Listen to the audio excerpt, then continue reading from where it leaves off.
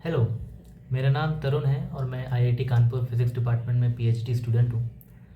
इस वीडियो में मैं बात करूँगा फ़िज़िक्स के बारे में कि क्यों फ़िज़िक्स एज अ सब्जेक्ट लोगों को कठिन, बोरिंग लगता है। तो मैं करीब 6 से 7 साल से फ़िज़िक्स पढ़ रहा हूँ। 3 साल अंडर ग्रेजुएशन, 2 साल मास्टर्स, 11th-12th को भी मिला लें अगर, क्योंकि फ़िज़िक्स पढ़ी थी वहाँ भी, वही तो स्टार्टिंग था।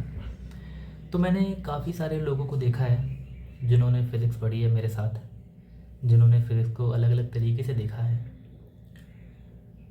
और जिनका अलग अलग अनुभव रहा है। तो कुछ चीज़ें ऐसी हैं उन सब लोगों में कॉमन जो उन्हें फ़िज़िक्स से डरा देती हैं।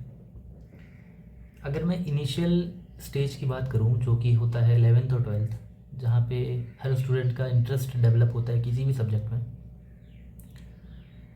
तो इनिशियली जब हम फिज़िक्स से इंट्रोड्यूस होते हैं, स्कूल में बहुत सारी चीज़ें रहती हैं, जैसे अच्छे मार्क्स लाना मेन चीज़, और उस चीज़ की वजह से एक जो वाई एलिमेंट है फिज़िक्स में वो कहीं खो जाता है और फिज़िक्स को मैथ्स की तरह ज़्यादा पुट किया जाता है instead of a framework of ideas.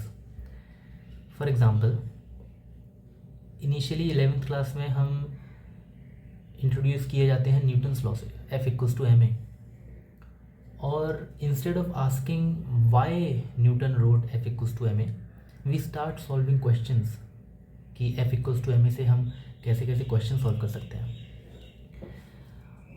और हम कहीं ना कहीं वो जो वाई वाला क्वेश्चन है कि how it works, why it works, जो भी इक्वेशन है, वो हम फैक्टर भूल जाते हैं। तो इनिशियली तो अगर आप एक हार्डवर्किंग इंसान है, हार्डवर्किंग स्टूडेंट है, तो ये जो इक्वेशन से प्रॉब्लम सॉल्व करना वाला मेथड है, ये इनिशियली तो आपको काफ़ी रिवॉर्ड्स देगा, बट स्लोली ये आपका इंटरेस्ट इन फिज़िक्स जो है वो कम कर देगा। इसीलिए हमें, जो मेरा पहला पॉइंट है वो ये है कि फ़िज़िक्स को as a framework of ideas with equation देखना चाहिए instead of maths with problems. क्योंकि अगर अपन हिस्टोरिक डेवलपमेंट भी देखें तो कोई भी फिजिसिस्ट, भले वो प्लांक हो, मैक्सवेल, कोई न्यूमेरिकल प्रॉब्लम सॉल्व करते हुए या कोई भी मैथमेटिकल प्रॉब्लम सॉल्व करते हुए कोई डिस्कवरी नहीं की इन्होंने डिस्कवरी की out of ideas. Like photon is a quanta of energy, is a idea. इस आइडिया के बाद मैथ डेवलप हुई है। Indeed math is a language of physics. ये मैथ के बिना फिज़िक्स को हम एक्सप्लोर नहीं कर सकते, लेकिन एक्सप्लोर करने से पहले ही एक स्टेज होती है जिसको हम कहते हैं आइडियाज़, एक्सियम्स, जिनको अंडरस्टैंड करना बहुत ज़रूरी है।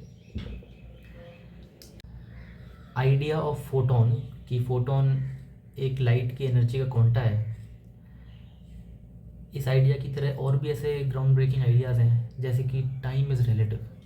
इनिशियली अगर न्यूटन ने जो फ्रेमवर्क सेट किया था कि टाइम जो होता है वो हर फ्रेम में, हर इनर्शियल फ्रेम में, नॉन इनर्शियल फ्रेम में बराबर होता है, like time is a constant flow, है ना। बट आइंस्टीन क्वेश्चन, अगर आइंस्टीन भी इनिशियली ग्रेड्स के पीछे और मैथ से इक्वेशन सॉल्व करने के पीछे भागता, तो क्या वो कभी ये सोच पाता कि टाइम भी रिलेटिव हो सकता है? It is all in your ideas, it is all in your ability to question, it is all in your ability to remain curious. तो अगर आप स्कूल में 11th या 12th और अभी भी फिज़िक्स पढ़ना शुरू किया है, तो मैं आपको सजेस्ट करूँगा कि always go for ideas instead of solving problems.